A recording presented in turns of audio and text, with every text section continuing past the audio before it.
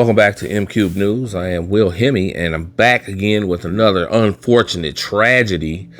This time in Miami, Florida, June 17th, Miami-Dade Sheriff's Office tried to conduct a traffic stop on a young man named Kristofer Laboy. At the time, they tried to pull him over for a window tint, which was very, very dark, on a C8 Corvette, yellow, bright yellow, black windows all the way around. Gentleman led police on a chase and eventually was made room temperature once the police caught up with them. There was a weapon involved, various contraband, and you have a story. You have a really bad story. Now, at the time it came out, June 17th, we have one take. We didn't have any body cam video. We didn't have anything but the police story, which was what I just told you, and the family story, which, let's read you this. Kristofer Laboy was shot and killed by Miami-Dade deputy Kelvin, and still no charges, no body cam footage, no justice. Now, this is June 17th. He was followed by unmarked police vehicles through unfamiliar streets. There were no lights, no sirens, no commands, just fear and then gunfire. He was killed in the Sunset Palm Villas community near Northwest 85th Street and 4th Court. Police claim he was armed, but our family has seen no body cam, no witnesses, no reports, no autopsy. The shooter, Deputy Kelvin, has a history of fatal shootings and is still on paid leave. He's walking free. Our son, Kristofer, is gone. We are demanding accountability. Kristofer was 24. He was kind, loving, and full of life. He didn't deserve this. He should be here today. Well, of course, this is the standard issue response from the family of a slain loved one. And, of course, this statement is made without any facts, just the prejudice that you have already for your own family member. They're always wonderful child. They never did anything wrong to anybody. The police were just out to kill somebody, and we want justice. We want to get paid. We want something for this. It's terrible. And honestly, my heart goes out to anybody who has lost a family member to violence of any kind, to any kind of activity. I mean, it's a tough thing to go through. But now we, this week, late July this is, and we have body cam footage showing the whole ordeal, and doesn't look good for the youngster. Let's go ahead and take a look at this body cam video here. Well, we got body cam video and we got aerial video from the helicopter. Now, mind you, also, the family did state that the gentleman, while he was in this chase, at some point, he made a phone call to his father. Told him, "Dad, I'm scared. Come get me." Now, I don't know how he's going to do that. This man is in a Corvette, a C8 Corvette, and he is burning up the street trying to get away from. I don't know. I'm still not sure if the car that tried to pull him over initially was marked or unmarked. But during the chase, he got away from all of them. He had left them in the dust. There was no contact. The police pulled back because this gentleman was doing crazy speeds. So they pulled back, and they, of course, using the helicopter, kept eyes on him. And once he got to a certain area, they witnessed him doing some strange things. And then they caught up with him. They were able to put units on his tail. Now, this is Florida. I've seen hundreds of police videos, chase videos, that take place in Florida. Half of them involve unmarked cars. Now, an unmarked police car is normally not black or white or even green like all the sheriff's offices are. Unmarked police cars are prolific in Florida. They are all over the place in Florida. You don't mess around in Florida because you never know what you're riding next to, right? Now, all these unmarked cars do have red and blue lights in their front windshield, and these red and blue lights were on the cars that finally pulled them over. So, anyway, keep that in mind. The family and everybody was saying this boy was scared. 24-year-old in a C8 Corvette. It was rented. It was not his car. It was rented. He calls his father, "I'm scared." This is what you hear often from people with interactions with the police. They say they were scared. Usually they're being defiant, very defiant. Now, I don't know, when you're scared, you usually don't be that defiant. If you think somebody's about to take you out, you generally don't fight them, or you may try to run away. But anyway, let's watch the video.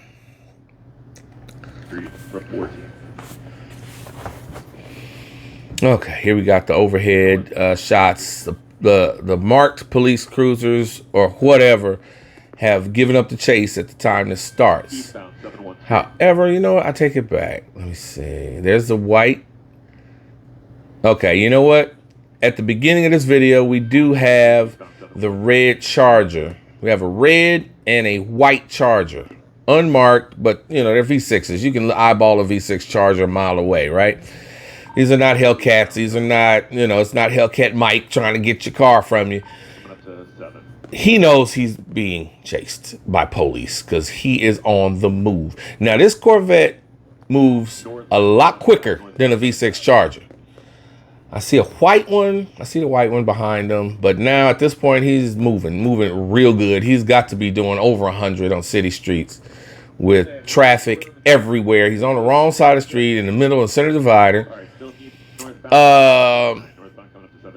This guy, if he is being chased by thugs who are looking to carjack him, they're in V6 Chargers. He's in a C8 Vet. That's short work. He's gone. He's out of here. They're not catching him. So they pull back the chase. Now we cut to another part of the chase where the gentleman in the Corvette turns a corner in a residential neighborhood, stops, opens the driver's door. And thanks to slow motion here, we can see the gentleman threw out a white bag or something white and soft, threw it out of the car. Now, he's at a dead stop, and he thinks he's got people trying to kill him, right? So he drops out the car and keeps going. Now, why do you do that if you're being chased by thugs? Anyway, here come the Charger. They're back on him. He sees this same white Charger that he's been running from, and he drives it to a dead end. Now, at this point, the whirly bird here is not catching everything from the outside. But we see the two cars pull up behind him. We hear orders, police orders. Put the gun away. They moved up a little bit. He can't get out. He gets out and runs directly at the police officer, Kelvin, who's halfway out of his car. He draws down over his door, his half-open door, and takes down the suspect. They got the gun, the weapon. And anyway, we see from the body cam footage of what's going on. Officer's ready. He knows this has turned into a felony stop. So guns drawn beforehand. This is how it usually goes. At these speeds and everything he was doing, this is a hardcore felony stop. So he's got to be ready.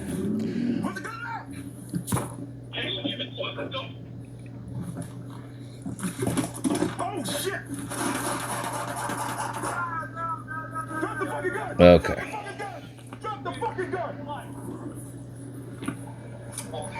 Yeah, they picked up the gun and threw it away.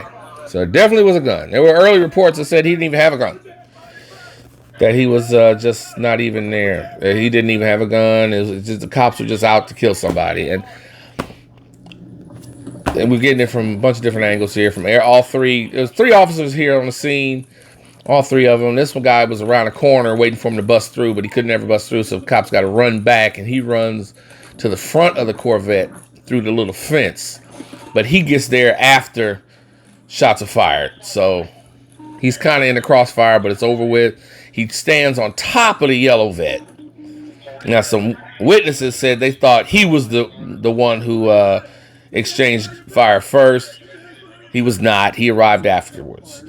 Now we have the scene from the officer in the red Charger. He gets none of it. He can't even get over there in time, so he just goes to clear the vet, make sure nobody's in the vet. Basically, this is cut and dry. The officer who did the actual exchange of gunfire here is Sheriff's Deputy Kelvin, and he has supposedly been involved in two other shootings. Now you see both Chargers have red and blue lights. You can see them right here. And I pause it. So both of them have red and blue lights. You know what's going on. This is Florida, okay? Unmarked cars are a normal thing out there. California just started getting our unmarked cars, and I'm looking for Durangos every time I see one with nothing on the top, slick top Durangos out here. I saw a red oxide Durango this week. Had somebody, and guys just flying around him like he wasn't even there. We're not ready for it out here. That's California's different. Florida, you getting pulled over by an unmarked car. They got pickup trucks, they got sedans, they got everything, okay? But watching this body cam video, my man was not scared of being jacked by thugs. He knew he was going to prison. Florida does not play with the drugs. This is why he stops mid-chase, opens the door, and throws out the bag. This is why he gets cornered and comes out guns blazing.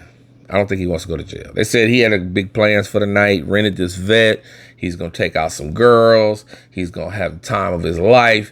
And mind you, after they handle this man on the side of this apartment, they search the car and find more. They find Mary Jane, a bunch of that. They find the stuff you make lean with. My man was into the drugs, so his family may or may not know what kind of lifestyle he was leading, but this lifestyle is the one that leads you to a quick grave. And deciding to take on cops, deciding to take on the whole sheriff's office in Miami, it's not going to end well. And I mean, it's always a loss. It's always a tragedy to see somebody so young and so young and dumb. And my man brought this on himself. I'm sorry, but there's no other way around it.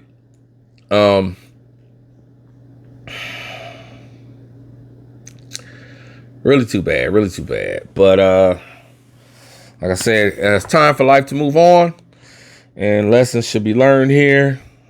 Please do what you're told. When them cops pull up on you, let them have whatever they want. Put your hands up, let them go through your stuff.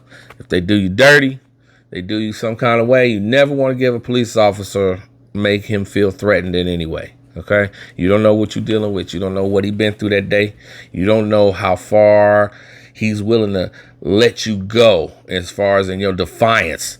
So I would suggest you do not be defiant. You be compliant when you meet up with the police officer that's got lights and sirens and guns drawn, and you've turned this into a felony stop. Even at that point, even if you've turned this into you've run through city streets endangering all kind of people, getting everybody's adrenaline through the roof, you still have a chance. You can still surrender. You can still put your hands up. And if the cops do something bad to you, you tell them in court, okay? You take it to court. You might win a bunch of money, okay? Let them do their thing. I will tell you, my personal opinion, I do not believe there is one. I don't believe there's a single police officer in this country who has signed up for the police department, gone to the academy, 6 months or more away from his family in constant training. It's like boot camp. You learn everything. You learn how to defend yourself. You learn the law. You learn how to operate these police equipment. You learn how to shoot. You learn how to do all kind of stuff. You go through background check after background check, physical agility tests. You go through interviews upon interviews. You graduate from the academy. You get out on these streets as a rookie, as a probationary officer. You are under the wing of a senior officer being trained. You have people, you have internal affairs there to breathe down your neck. You do anything wrong. You're going through all of that as a grown person. You've made it through all of this training, all of this stuff, and you want to get out here in these streets and just find somebody to take out that's innocent, that ain't done nothing to nobody. You just looking for people that you can just run up behind and blast. And then, as a police officer, once you do blast, everybody's coming down on you. You losing everything. You on administrative leave. You might or might not be getting paid while you on that. You will be, if the person is the wrong color or something like that, and everybody looks at you crazy and don't understand what's going on. They don't know what happened. They don't have the body cam footage, and they want to hang you for defending yourself. Like, you don't have the right to defend yourself as a police officer anymore. So I'm sorry. I don't see anybody who's looking for that kind of fun. I don't believe that there's a single police officer out there right now that is out to kill. I just do not believe it. I will not believe it. I know there are dirty cops. There are cops on the take. There's cops that will rob you at a traffic stop. There's cops out there who will take advantage of women. There's cops out there who will do all kind of crazy things. But even though they may be willing to do that stuff, there's nobody out there that's just looking to take down people for no reason. Okay, there's plenty of bad people out there who deserve it, who got it coming. Okay, and they asking for it. But to think that, for some reason these officers here, this Kevin Cox guy, he's got over 20 years in the sheriff's department. You think he's gonna throw that away just so he can take somebody out under suspicious circumstances and lose his whole life and career and lose everything and not be able to walk down the street anymore? It's not happening like that. I don't believe it. I support law enforcement. I don't support criminals, people involved in guns, drugs, trafficking, stuff like that. I'm sorry, but you asking for whatever happens to you at this point, because it may or may not be a police officer. It may be your comrade doing it to you. Somebody's going to get you. It's coming your way. So everybody out there, just watch your back. Be good. Do what you're supposed to do. Stay out of trouble because you don't want it. Thank you for watching. Have a happy night.